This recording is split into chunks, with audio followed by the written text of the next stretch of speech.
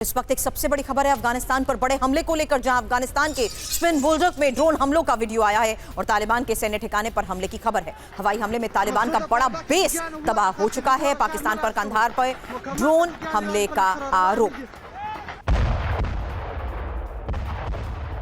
तो तालिबान के सैन्य ठिकाने पर हमले को लेकर इस वक्त ये लेटेस्ट तस्वीर सामने आई है। ये बड़ी खबर इस बीच आपको बता रहे हैं, जहां लगातार हो रहे हमलों के बीच खबरें आ रही हैं और अभी अभी अफगानिस्तान पर डबल एयर स्ट्राइक, अफगानिस्तान पर ड्रोन से हमले की यह खबर है। स्पिन बुलडक में 2 जगहों पर ड्रोन हमला, पाकिस्तान से ड्रोन आने का दावा किया गया।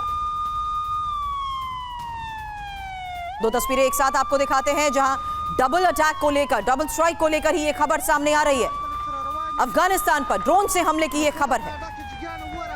अफगानिस्तान पर डबल एयर स्ट्राइक, तालिबान के सैन्य ठिकाने पर हमले की यह तस्वीर। अन्य हत्थे नागरिक पर बीच सड़क पर की गई फायरिंग, सीज फायर के बीच सड़क पर उतरे हमास लड़ाके।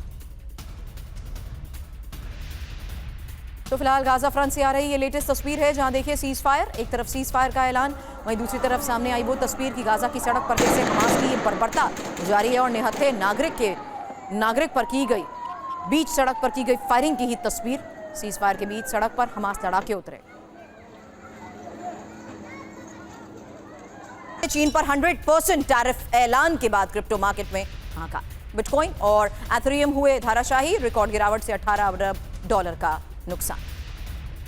तो क्रिप्टो बाजार में भूचाल, इंफॉर्मेशन वॉल पर फिलहाल एक बड़ी खबर और डिटेल, क्योंकि क्रिप्टो करेंसी में ही इतिहास की सबसे बड़ी गिरावट को लेकर पहली बड़ी खबर। चीन पर 100% टैरिफ ऐलान के बाद बाजार में आई गिरावट, यही सबसे बड़ी खबर है। इस बीच बिटकॉइन और एथेरियम और सोलाना को सबसे ज्यादा नुकसान। साथ ही आपको बता दें, बिटकॉइन को $5 अरब के नुकसान को लेकर खबर है, वहीं एथेरियम को $4 अरब का नुकसान और साथ ही सोलाना को $2 अरब से ज्यादा का नुकसान। हालांकि 16 लाख से ज्यादा ट्रेडर्स इस वजह से प्रभावित भी हुए हैं। 6 प्रांत में पाकिस्तान तालिबान की भीषण जंग को लेकर तस्वीरें भी सामने हैं। हालांकि बड़ी खबर यह है कि डुरन लाइन, बागतिया, कुनक, हौस, हेलमंद और नगरहार में सबसे बड़े हमले हुए हैं। सबसे बड़ी बात, हमले में 58 पाकिस्तानी सैनिकों की मौत। तालिबान ने कई पाकिस्तानी पोस्ट पर कब्जे का भी किया है दावा।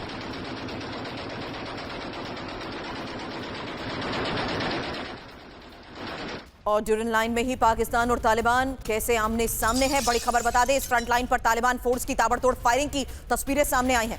नगरहर और कुनार प्रांत में पाकिस्तानी चौकियों पर हमले की ये तस्वीर देखिए।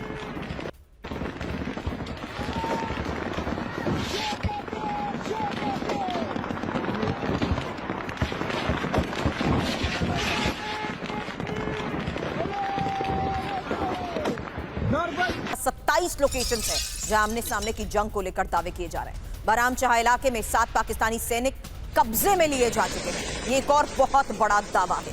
हालांकि इस वक्त की हकीकत क्या है, आरजू से इसको लेकर सवाल करूं उससे पहले ये तस्वीरें एक साथ भी आपको दिखाएंगे, जहां तालिबान के कब्जे में 7 पाकिस्तानी सैनिक। और इस बीच सबसे बड़ी खबर कि 27 ऐसी लोकेशंस हैं जहां आमने सामने की जंग को लेकर भी दावा किया जा रहा है। 6 प्रांत में जंग, 27 इलाकों में गोलीबारी और 58 पाकिस्तानी सैनिकों की मौत। आरजू एक क्विक रिस्पांस, क्योंकि बड़े दावे इस लिहाज से किए जा रहे हैं।